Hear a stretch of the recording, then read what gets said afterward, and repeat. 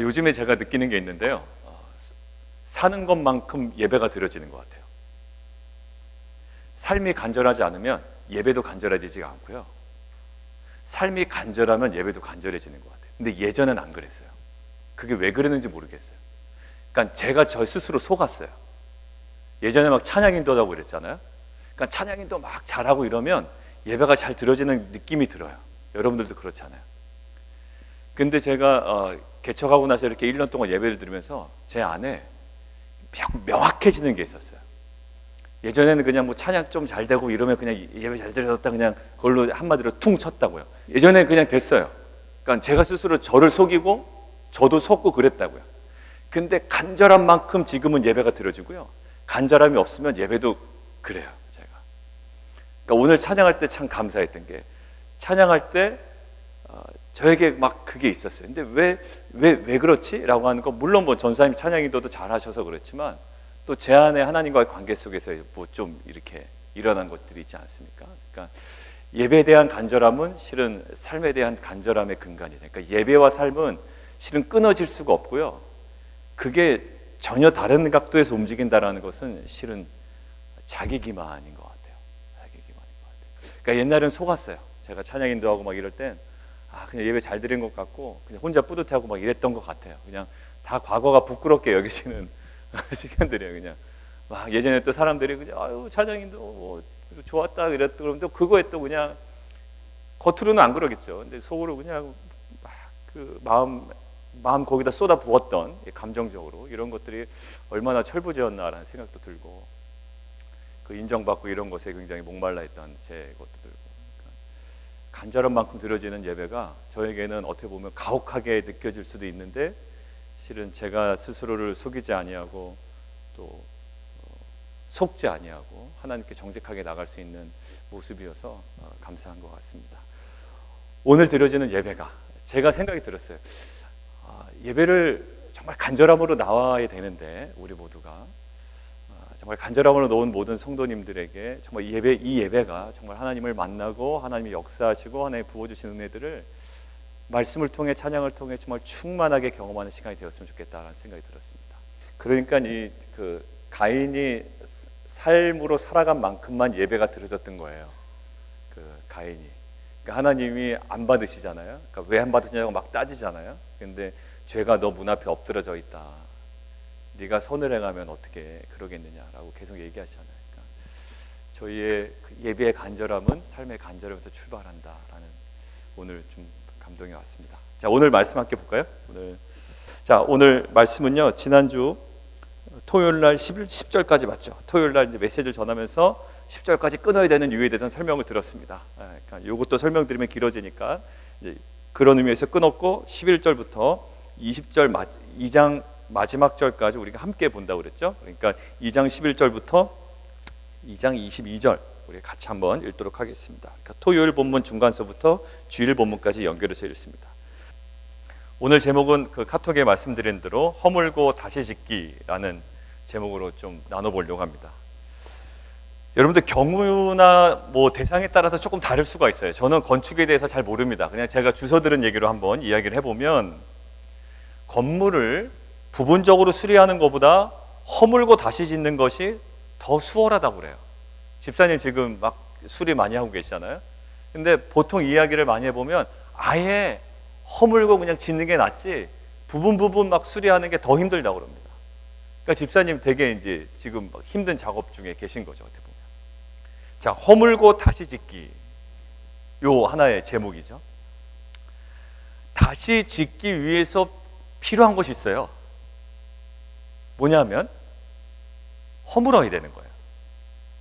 되게 간단한 것 같지만 당연한 것 같지만 우리가 좀 다시 한번 진지하게 생각을 해봐야 됩니다. 우리 관계가 다시 한번 세워졌으면 좋겠어. 관계가 회복됐으면 좋겠어. 이 과정에는요 꼭 뭐가 필요할까요? 허물어져야 되는 게 있대요. 다시 지으려면. 그러니까 아까 얘기처럼 아예 허물고 다시 짓는 게 편하다고 하지만 또 때로는 정도에 따라서는 그거보다는 부분 다시 세우는 게 낫거든요. 그런다 할지라도 부분의 찌꺼기들을 제거해야 됩니다. 그냥 허물어진 거, 썩은 거 그대로 두고 거기다가 새로 페인트 칠 해봤자 안 돼요. 만약에 썩었으면 다 긁어내고 다시 마감해서 페인트 칠 해야 돼요. 그러니까 일단은 뭔가를 제거하고 허물고 또 이렇게 없애는, 제거하는 그런 작업이 필요한 거죠. 사람과의 관계도 마찬가지입니다. 살아가면서 제일 힘든 게 뭘까요, 여러분들? 뭐 돈 없어서도 힘듭니다, 사실. 여러 가지로 뭐 힘들어요. 병 걸려도 힘들고요. 그런데 정말 가슴이 막 답답해지고 이런 게 있어요. 관계 때문에 힘든 거예요. 여러분들 스트레스 받을 때 돈 없어서 스트레스 받는 것보다 돈 없음으로 인하여 관계적으로 힘들 때 스트레스 엄청 받아요. 여러분들 제가 예전에 암 걸리신 분들 스트레스 때문이다 그러는데 실은 뭐 그게 어느 정도 영향을 미쳤는지 우리 눈으로 보이진 않잖아요. 근데 정말로 건강하시는 분이요, 관계적으로 굉장히 어려워지는 거예요. 예전에 한국에 있을 때 한국에 제가 모셨던 분이 정말로 건강하셨던 분인데, 물론 뭐 여러 가지 요인이 있겠습니다만 그 즈음에 엄청난 관계적인 어려움 때문에 스트레스 받았어요. 모함과 여러 가지 막 이야기들. 근데 결국은 돌아가셨습니다. 암에 걸려서. 여러분들 이 마음이 관계적으로 딱 틀어지면요 힘들어요. 이게 관계적으로. 관계적 아픔이 근데 사실 어디서부터 오냐면 멀리 있는 사람한테 오질 않아요. 자, 이게 누구 때문에 상처를 받나 봤더니 가까이 있는 사람 때문에 상처를 받아요. 제가요 트럼프 때문에 상처 안 받아요. 제가 뭐 문재인 대통령이나 뭐 우리 한국에 있는 정치인 때문에 막 상처를 받지 않아요. 기분 나빠할 수는 있겠지만 그것 때문에 막 상처가 되진 않고요, 막 그것 때문에 스트레스가 되진 않아요. 근데 누구 때문에 스트레스 될까요? 집에 있는 배우자, 집에 있는 자녀들, 또 집에 함께 거주하고 있는 뭐 사람들, 또 가까운 친척들, 그리고 우리 또 얘기하면 우리 매일 만나는 우리 교회 공동체 지체들. 실은 이게 정말 힘들다고요. 가까이 있는 사람 때문에 문제가 발생해요. 이렇게 사람들과의 관계는 복잡해요. 우리가 교회 공동체라고 다 좋을 것 같지만 실은 숨겨진 내면의 부분들을 어떻게 알겠습니까? 사람의 속마음을. 그리고 속마음이 실은 어떤 식으로도 드러나거든요. 불편한데 입을 다물고 있지만 표정으로 드러나고, 해야 될 말 안 하고 안 해야 될 말 하기 때문에 이게 이제 언젠간 드러나요. 드러납니다. 이게 사람 관계예요. 근데 우리 마음에 다시 좀 회복했으면 좋겠다, 빌드업 됐으면 좋겠다라는 마음이 들다고요. 자, 그러면 반드시 필요한 요소가 있다고요. 각자의 내면에서 허물어져야 되는 무엇이 있다라는 거. 오늘 이제 보면 내가 먼저 허물어지지 않고 관계가 세워지지 않아요. 부부싸움에도 마찬가지입니다. 저 남편이 잘했으면 좋겠지만 실은 아내도 허물어지지 않으면 이건 다 안 되는 거예요. 제가 보니까 이렇더라고요. 부부관계 이제 관계에 맺다 보니까 제가 뭐 부부싸움을 했어요.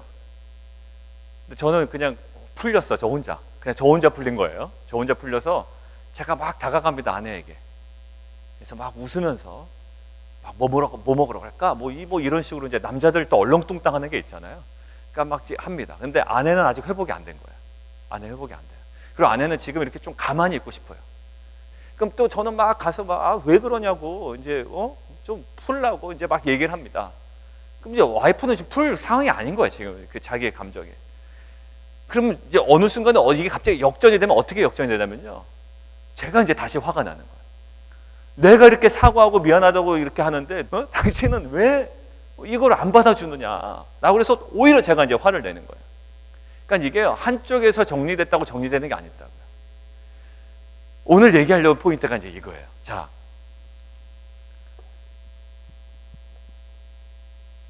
연말이에요. 우리가 한 해를 마무리합니다. 관계적으로 불편한 것들이 뭐 조금씩은 다 있을 거예요. 근데 회복하지 않고 새해를 맞이하기에는 우리가 뭔가 이렇게 찝찝하고요, 불편해요. 이 시기에 우리 안에 관계 회복을 위해서 각자 내면에 자리 잡고 있는 막힌 담들이 있거든요. 근데 반드시 허물어야 되는 그 막힌 담이 무엇인지를 발견하는 게 중요하다고요. 남 탓만 하고 있을 게 아니라 내 안에 내가 스스로 쌓아놓은 막힌 담이 있거든요. 그것이 무엇인지를 오늘 좀 발견하기를 원하고요. 발견되었다면 오늘의 시간 좀 같이 내려놓고 함께 기도하는 시간이 되기를 원해요. 자, 오늘 본문을 함께 보겠습니다. 본문에서 보면 오늘 전체적인 내용이 뭐냐면 유대인과 이방인의 하나됨에 대해 설명하는 구절들이 쭉 나와요. 그죠? 14절 한번 같이 읽어보실래요? 14절 같이 한번 읽겠습니다. 시작. 그는 우리의 화평이신지라 둘로 하나를 만드사 원수된 것 곧 중간에 막힌 됨을 자기 육체로 허시고, 이렇게 나와 있죠. 뭘 허셨다고요? 원수된 것, 막힌 담을 허셨대요. 허물어 버리셨대요. 자, 원수된 것과 이 막힌 담은 동격으로 보시면 돼요. 자, 그러면 이 원수된 것, 중간에 막힌 담, 이걸 뭘 얘기할까요? 실제적으로 막힌 담이 있었죠. 유대인과 이방인 사이에. 어디예요? 예루살렘 성전에. 예루살렘 성전에는 성전 내부의 뜰, 그리고 이방인의 뜰을 구분하는 담이 실제로 있었습니다. 높이는 몇 미터? 1.5미터 정도. 근데 그 안으로 들어가는 이방인들은 처형을 당한다라는 글귀가 라틴어와 헬라어로 기록이 되어 있습니다. 자, 어떻게 기록이 되어 있냐면 이렇게 써 있어요. 이방인은 성소와 구내를 둘러싼 방책 안에 절대로 들어갈 수가 없다. 누구든지 그렇게 하다가 붙잡히는 자는 죽음을 당해도 자기 책임이다 라고 라틴어와 헬라어로 되어 있다고요. 무슨 말인지 몰라서 들어갔어 라고 얘기할 수 없도록 두 개의 언어로 딱 기록되어 있다고요. 잘 보십시오. 이 장벽이 버티고 있는 한 유대인과 이방인은 절대로 하나 될 수가 없어요. 분리될 수밖에 없다고요. 그래서 이 장막을 모아했다고요? 원수된 것이라고 그러고 이것을 허무셨다라고 되어 있어요. 자, 근데 그것은 어떻게 보면 상징적인 것이고요. 성전에 있는 그 막힌 담을 하나의 상징으로 좀 갖다 쓴 것이고, 14절에 이 원수된 것이 어떤 헬라어를 갖고 있냐면 이거예요. 에크트라라고 되어 있어요. 에크트라 찾아보니까 에크트라라고 되어 있는데, 에크트라는 뭐를 얘기하냐면 적대감 혹은 적개심을 이야기해요. 그러니까 지금 막힌 담에 상징적인 것들은 예루살렘 성전에 있지만 정말 실제는 뭐냐면 막힌 담의 실제는 적대감, 적개심인 거예요. 유대인과 이방인 안에 있었던 적대감, 적개심. 자, 유대인들이 이방인들에 대하여 어떤 마음가짐이 있을까요? 적대감이 있어요. 그리고 경멸하는 마음이 있고요. 그리고 반대로 우월감이 있습니다. 유대인들은요. 그 우월감과 경멸의 내용이 무엇이었는지가 11절에 기록이 되어 있는 거예요. 너희가 예전엔 어떠했는지. 11절 같이 한번 돌아가서 한번 읽어볼까? 11절 시작. 그러므로 생각하라. 너희는 그때에 육체로는 이방인이요 손으로는 육체에 행한 할례를 받은 무리라 칭하는 자들로부터 할례를 받지 않은 무리라 칭함을 받는 자들이었다라는 거죠. 자, 여기 할례를 받지 않은 무리 돼 있죠. 이게 헬라어를 또 찾아봤더니 이렇게 되어 있습니다. 아크로비스티아라고 되어 있어요. 아크로비스티아. 아크로비스티아. 뭐 음은 그렇다 치고 이게 무슨 뜻이냐면 포피라는 뜻입니다. 포피. 남성의 그 성기에 붙어있는 그냥 포피라는 거예요. 그러니까 아크로비스티아라고 할 때 그냥 포피예요. 저 사람은 할례를 받지 않은 자 이렇게 표현하는, 우리로는 그렇게 되어 있지만 실제로 무슨 말이냐면 에이 포피들 이런 거예요. 그러니까 결국 뭐냐면 유대인들이 뭐라고 얘기한다고요? 이 포피를 가진 사람들을, 무슨 뜻이죠? 할례를 받지 않은 사람들, 할례를 받지 않아서 아직도 포피가 몸에 붙어 있는 사람들, 뭐 이런 느낌이에요. 굉장히 무시하고 경멸하는 표현이거든요. 그러니까 그들을 부정한 죄인으로 취급하고 교제나 식사도 하지 않아요. 그것이 그들의 거룩함이었고 탁월함이라고 느꼈어요. 그들과 상종하지 않는 것이 그들의 탁월함이라고 느꼈다고요. 거룩함이었고. 자, 유대인들의 입장에서는 이러한 경멸과 무시와 적대감, 이 우월감들이 무너지지 않으면 진정한 하나됨은 불가능해요. 그들을 그렇게 깔보는 마음이 없어지지 않으면요, 이게요 진정으로 하나 되기 어려워요. 이런 거죠. 정말로 이 사람들이 나를 가족으로 삼아요. 만약에 입양했다고 한번 생각해 보실까요? 입양을 했는데 이 양부모님들이 정말 가족처럼 느껴지지가 않고 뭔가 동정하는 듯한, 간을 보는 듯한, 예전에 그런 예화를 많이 봤어요. 입양을 했다가 버림받은 사람들 되는 거예요. 여보, 진짜 아들이었으면 버렸을까요? 아니요, 그렇지 않았을 거예요. 입양해놓고 버리는 거예요. 이거는 두 번 죽인 거거든요. 자, 보세요. 유대인들이 이방인을 향하여 그렇게 경멸하고 무시하고 상대적인 우월감을 갖고 있는데 정말로 하나 될 수 있을까요? 아니요. 그거 처리되지 않으면 하나 될 수가 없어요. 그냥 내가 너 받아줄게, 이 정도, 이게 하나 되는 걸까요? 아니요. 그게 아니라고요. 아내를 향하여, 배우자를 향하여 너 그렇게 무식하고 못 배웠어. 너는 나하고 결혼할 만한 상대가 안 됐어. 근데 내가 너 걷어준 거야. 내가 그냥 내 배우자로 인정해 줄게. 이런 식의 하나됨이 존재할까요? 아니요. 그렇게 될 수 없어요. 마음의 그 교만과 오만과 경말과 적대감이 사라지지 않으면, 허물어지지 않으면요, 진정한 하나됨이 가능하지가 않아요. 자, 근데 이러한 적대감이 유대인들에게만 있었는가? 사실 그렇지 않아요. 지금 이방인들이 굉장히 피해자 같죠? 그렇지만 사실은 그렇지 않습니다. 이방인들도요, 유대인들을 향하여 굉장한 적대감을 갖고 있는 거예요. 어떻게 있었냐면, 유대인들의 종교적 우월주의가 있었잖아요. 그 유대인들이 갖고 있는 종교적 우월주의에 대해 이방인들이요, 굉장히 적대적이었고 부정적이었습니다. 지네들이 뭔데? 그러면서 어디까지 가냐면, 이방인들의 지식인들이 유대인들과 유대교를 굉장히 부정적으로 묘사하는 표현들이 굉장히 많이 나와요. 그 당시에 유대인들은 본인들이 이것이 최고라고 하는데, 이방인들은 그게 뭐야? 굉장히 야만적이고 부정적인 것들을 취급한다고요. 오히려 그것들이 야만적이고 본인들이 우월하다고 또한 생각을 한다고. 키케로는 그 당시에 어떤 표현이 있었냐면, 유대교를 반로마적인 야만적 미신이라고 표현해요. 그러니까 유대인들을 그렇게 무시하고요, 본인들이 우월감을 느낀다고요. 여러분들 보세요. 관계적으로 안 좋을 때요, 양 당사자 간 이야기 들으면 어떤 줄 아세요? 서로 조금은 잘난 거예요. 서로 조금은 잘났어. 근데 내가 이해할게, 이런 거예요. 둘 다 똑같거든요. 근데 이 사람은 그래도 내가 이해할게 라는 거예요. 근데 이 사람 얘기 들어보면요, 아니요, 이 사람도 똑같은 입장이에요. 그냥 내가 이해해 줄게 라는 거예요. 똑같은 우월감이 있더라고요. 똑같은 경멸이 있고요, 똑같은 적대감이 있어요. 근데 그게 한쪽에서만 없어진다고 가능할까요? 안 돼요. 안 돼요. 막힌 담은 실은 이중이었어요. 이게 일방적이면 얼마나 좋겠어요. 그래요, 그 사람이 너가 우월한 네가 좀 참아, 이래서 하나 될 수 있으면 얼마나 인간관계가 편하겠습니까? 왜? 한쪽에서 그냥 받아주면 되거든요. 근데 관계는 그렇지가 않더라고요. 그러던가요, 정말?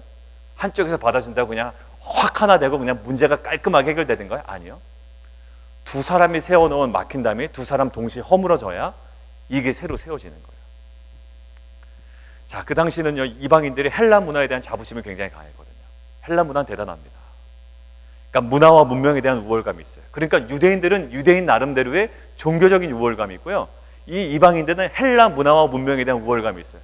각자 다른 코드로 다른 우월감을 가지고 상대방을 향하여 적대감을 가지고 경멸하고 있는 막힌 담이 아주 굳건하게 세워져 있는 거예요. 그러니까 이 장벽은 유대인들만 쌓아 올린 것이 아니고 이방인들만 쌓아 올린 것이 아니고 두 당사자가 동시에 쌓아 올린 막힌 담이 된 거예요. 자, 그런데 이 막힌 담을 어떻게 하셨다고요? 예수님께서 자기 육체로 헐어버리셨대요. 허물어 버리셨대요. 자, 무너져야 하는 것은 결국 뭘까요? 막힌 담인데, 막힌 담의 실제 뭐라고요? 원수된 것, 적대감이었어요. 적대감. 유대인들과 이방인들 각자의 내면에 자리 잡고 있었던 적대감입니다. 이 적대감, 이 생각이 무너져 내리지 않으면 하나님의 화평, 여기 있죠, 우리의 화평이신지라 라고 되어 있잖아요. 화평은 에이레네예요. 에이레네라는 뜻은 어떤 그 화평이냐면, 그냥 내 마음이 너무 평안하다, 이런 걸 얘기하는 게 아니에요. 여기서 얘기하는 화평의 에이레는 뭐냐면 관계 속에서의 화평이에요. 그러니까 전혀 좀 초월적인 내면의 어떤 그 평안함이 아니라요, 관계 속에서, 치열한 관계 속에서요, 뭔가 회복되고 하나됨을 통해서 이루어지는 화평이라고요. 자, 이 에이레네가 어떻게 온다고요? 이 내 안에 있는 적대감이 무너져 내리지 않으면, 허물어지지 않으면 이게 회복이 안 되는 거예요. 자, 그래서 가만히 한번 생각해 보세요. 베드로에게 하나님께서 환상을 통해, 고넬료 환상을 통해, 그 동물과 음식의 환상을 통해 무엇을 허물어 버리셨을까요? 이방인에 대한 편견, 이방인에 대한 자기 생각, 적대적인 마음, 경멸했던 생각, 이것들을 다 허물어 버리셨어요. 베드로 내면에 그것이 허물어지지 않으면 무엇이 불가능할까요? 예, 복음 전하는 것이 불가능하다고요. 왜냐하면 복음의 내용은 하나 되는 거예요. 만물을 하나 되는 것이라고요. 근데 이 하나 되는 복음을 전할 수가 없어요. 어떻게 돼요? 이방인에 대한 편견과 여전히 경멸과 룩다운하는 것과 자기 자신이 갖고 있는 이 우월감이 무너져 내리지 않으면요, 정말로 복음을 온전히 전할 수가 없다. 그래서 하나님께서 그 사도행전에 베드로에게 환상을 보여주십니다. 그래서 베드로가 무엇이 완전히 무너져 내리죠? 이 이방인에 대한 자신의 편견이 완전히 무너져 내립니다. 그래서 이것들을 누구에게 전해요? 예루살렘 교회에 가서 그 사람들에게 전하는 거예요. 내가 이런 걸 봤다. 근데 내가 부정하다 하나님께 부르짖었다. 이걸 내가 먹을 수 없습니다. 부정합니다. 그랬더니 내가 거룩하다고 하는 것을 네가 속되다고 하지 마라. 그러면서 나의 생각을 완전히 바꾸셨습니다. 그러면서 뭐라고 고백합니까? 베드로가 나는 깨달았습니다. 이방인에게도 구원받는 복음이 그들에게 온전히 임하는 것을 저는 확신합니다라는 거예요. 이방인에 대한 편견, 갖고 있었던 우월감, 이것들이 완전히 무너져 내려요. 그러니 복음에 대하여 철저하게 온전히 헌신할 수가 있었습니다. 자, 결국 하나님께서 그 모든 것들을 베드로에게 무너뜨리신 다음에 이제 베드로를 새롭게 증인으로 빌드업해 나가시는 거예요. 자, 오늘 마찬가지입니다. 이방인과 유대인에게 중간에 뭐 있다고요? 막힌담, 적대감이 있어요. 여러분들 관계에 있습니다. 관계에 어려움이 있어요. 여러분들 그거는요, 저 사람이 쌓아 올린 것 같지만 맞아요. 그것도 맞아요. 잘 보신 거예요. 그런데 여러분이 스스로 쌓아 올린 그 적대감이 있다고요. 저 사람의 적대감만 해소된다고 그것이 해결되지 않아요. 내 안에 엉켜있는 감정들이 있다고요.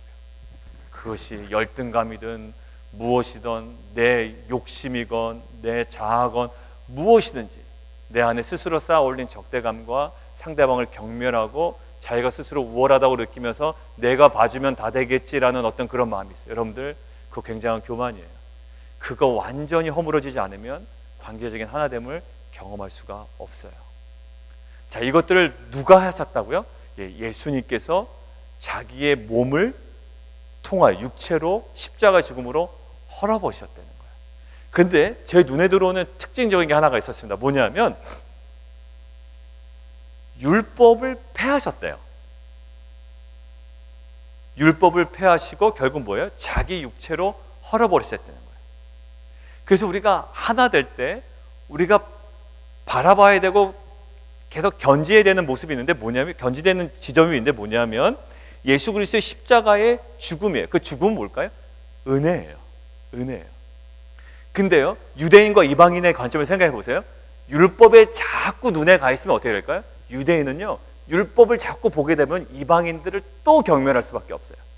율법에 있는 거에 지키지도 못한 자들, 율법에 미치지도 못한 자들이에요.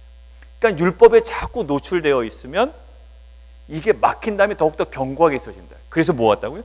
그 율법을 폐하셨대요. 그리고 어디에?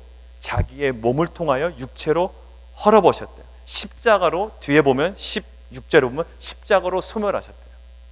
그러니까 우리가 율법에 대하여 예민해지면 이방인과 유대인이 막힌 다음에 더욱더 견고해지거든요. 그러니 어디로 돌아가요? 은혜로 돌아가요. 사랑하는 성도 여러분들, 우리 안에 우리가 하나 되기를 원하지만 우리 스스로 자꾸 돌아가려는 그 율법이 있습니다. 율법이 뭘까요? 내 기준이에요. 내 기준. 내가 그동안 경험했던 기준. 유대인들이 그동안 구약 동안 향유했던 그 기준. 내 기준으로 보면 또 저 사람은 이방인일 거야. 역시 이방인이야. 이런 관점밖에 안 나와요. 역시 이방인이군. 역시 포피군. 할례 받지 못한 자군. 내가 좀 봐줘야 되겠군. 뭐 이런 관점밖에 안 나온다고요. 여러분들 율법으로 돌아가서는 안 돼요. 그래서 율법을 폐하시고 십자가의 죽음, 그 은혜로 돌아가기를 원하시는 거예요. 우리 안에 자꾸 돌아가려는 그 율법이 어디 있을까요? 자기 기준이거든요. 자아거든요. 그러니까 우리 안에 처리해야 되는 것은 실은 우리 안의 기준이요, 기준으로 세워진 우리 안의 그 적대감이에요. 한번 관계적으로 한번 생각을 해봤으면 좋겠습니다. 우리의 가족, 부부간의 관계도 마찬가지예요. 부부간의 관계, 또 자녀와의 관계, 또 우리 지체들과의 관계 속에서 허물어져야 되는 내 안에 있는 그 경멸, 또 무시함, 또 적대감, 또 내 안에 있었던 그 우월감이 무엇이었는지를 하나님께서 오늘 보기를 원하시는 것 같아요. 리더 그룹들이 있으면 새로운 세력들의 신앙이 좋지 않을 때 어떤 식으로 반응하기 쉬울까요? 에이, 신앙이 없는 자들, 할례받지 못한 자들, 이런 식으로 접근하기 쉽거든요.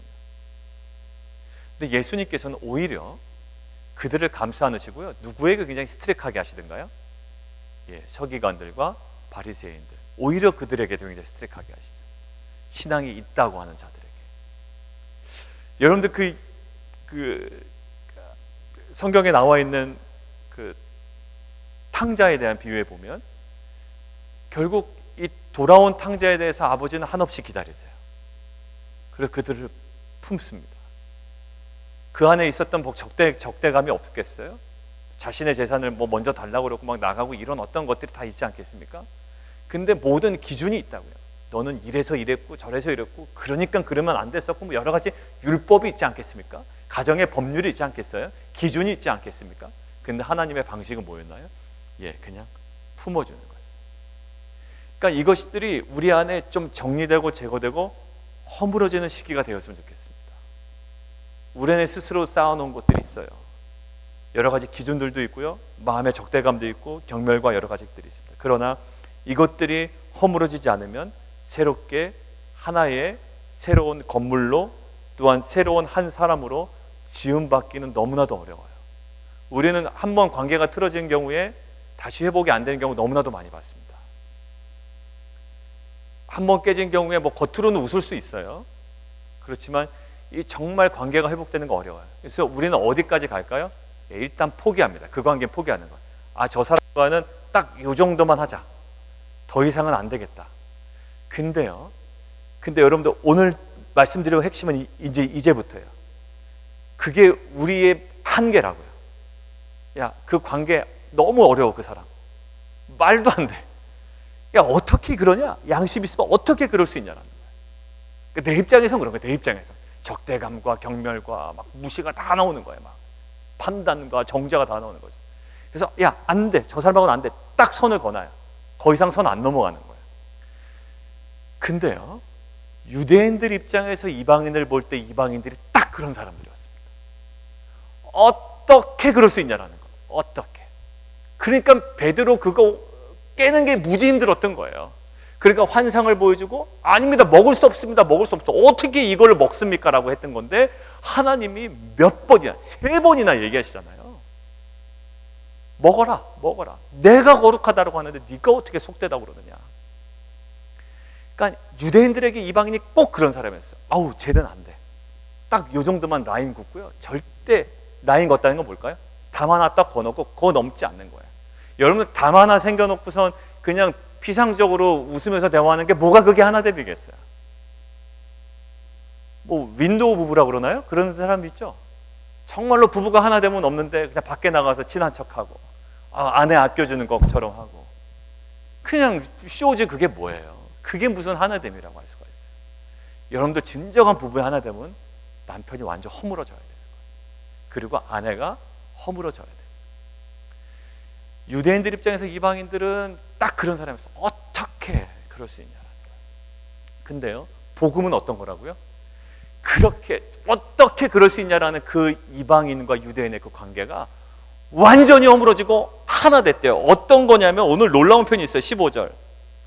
자기 안에서, 사람이 노력으로 되는 게 아니에요. 자기 안에서 한 세 사람. 영어로 뭘로 되어 있습니까? 한 세 사람이.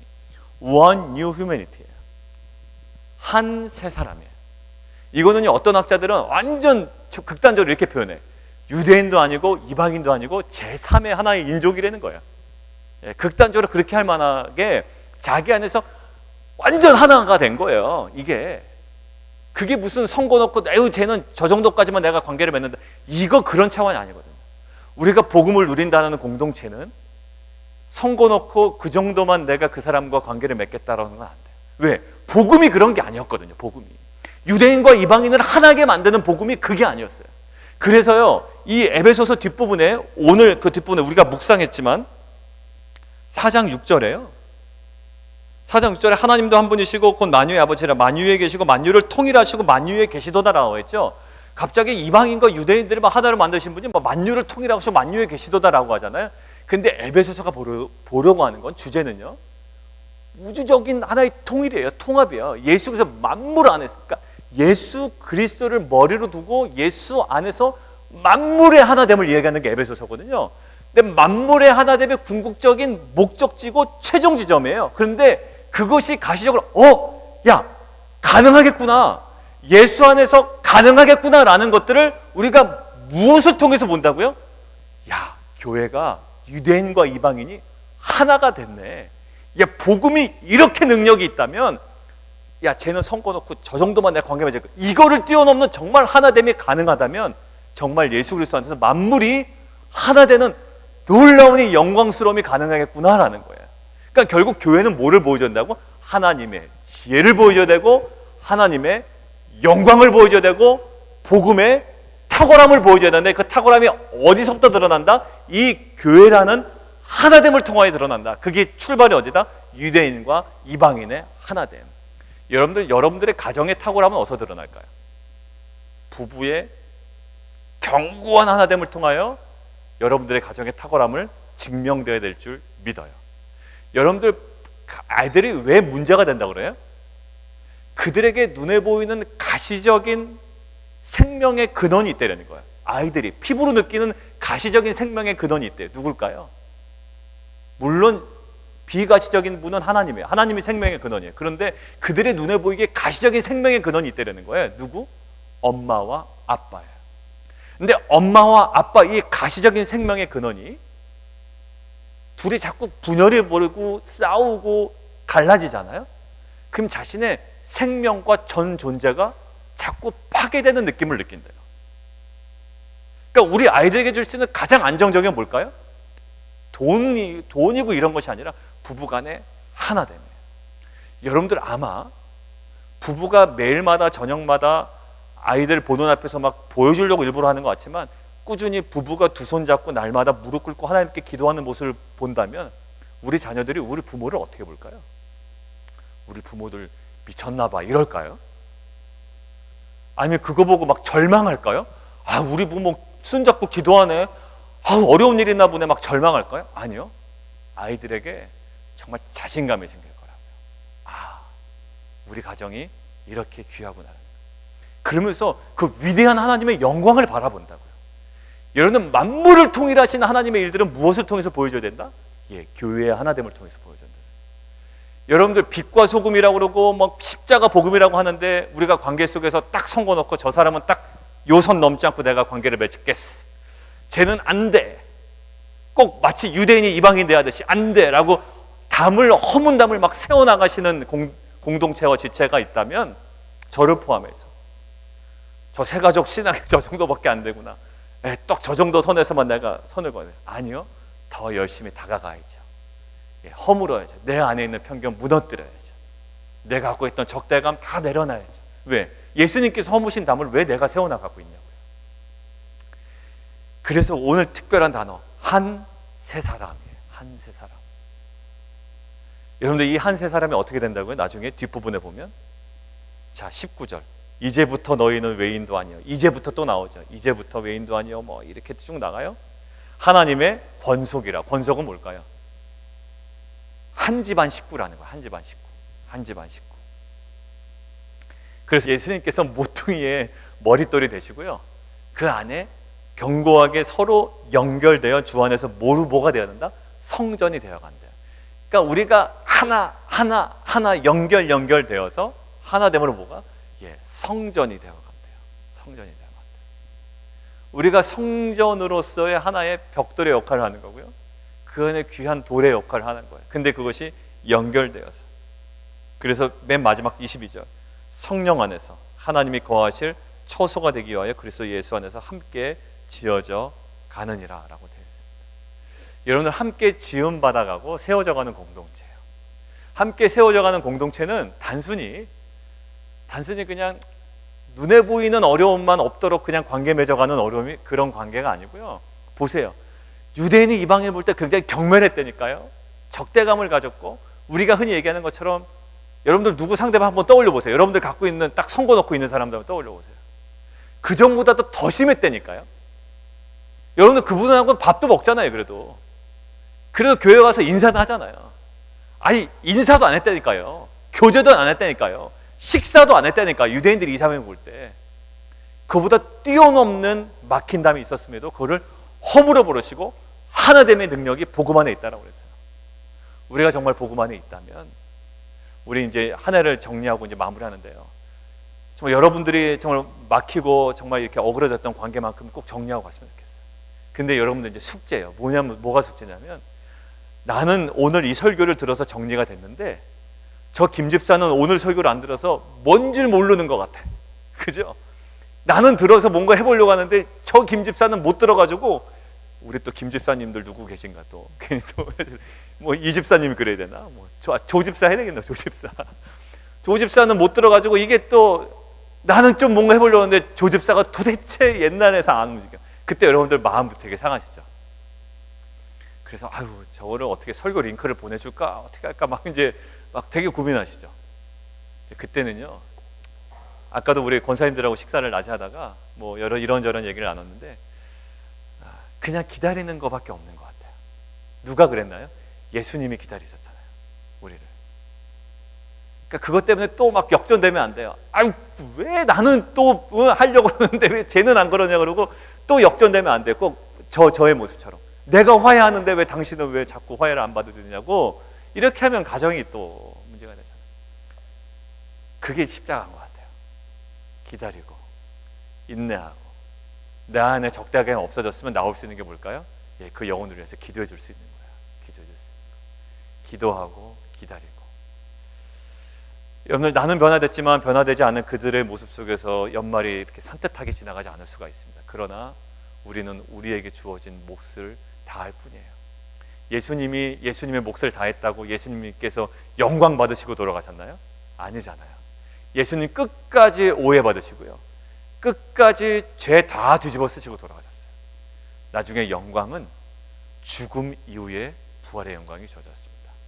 여러분들 그거 다 감안하시고 오늘도 십자가로 들어가세요.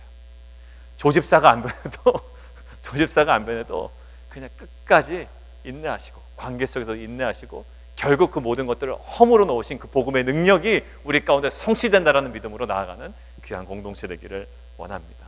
우리 함께 좀 기도하겠습니다. 살아계신 하나님, 우리 안에 관계의 회복을 위해서 또 다시 한번 세움받기 위하여 우리 안에 허물어지고 정리되고 제거돼야 하는 적대감과 우월감과 여러 가지 경멸하는 마음들, 또 우리의 들었던 여러 가지 생각들이 있습니다. 하나님, 그것이 어떠한 것이든지 간에 우리는 불가능이라고 생각하고 어떤 라인을 긋고 또 다른 담을 쌓아갔지만 유대인들이 이방인을 생각할 때 그것들은 정말로 어려운 거였습니다. 우리가 생각하는 그 이상이었습니다. 그러나 복음은, 십자가의 죽음은 그 불가능해 보이는 모든 관계를 온전한 하나됨으로 만들어버리는, 정말로 한 새 사람을 지어서 화평하게 하셨던 그 복음의 능력인 줄 믿습니다. 하나님, 우리 안에, 우리 가정 안에 그 하나됨의 그 진정한 화평이 회복되게 도와 주시옵소서. 우리 교회 공동체 안에 진정한 화평이 우리 안에 정말로 회복되기를 원합니다. 하나님, 상대방의 또 나약함과 또 완고함 때문에 하나님 그것이 가시적으로 열매로 보이지 않더라도 우리를 향하여 끝까지 인내하시고 기다리신 그 주님을 기억하며 우리도 그 영혼을 향하여 기대하며 또 기대함으로 품고 나아가는 귀한 공동체 되게 도와 주시옵소서.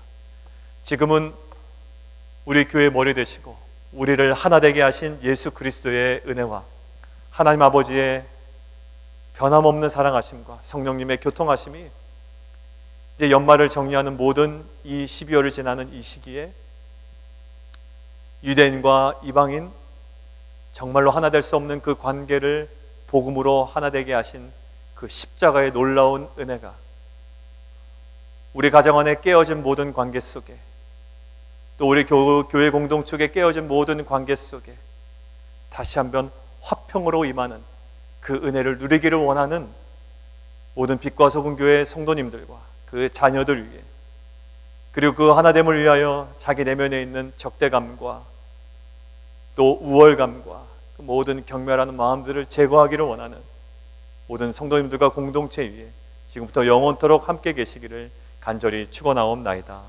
아멘.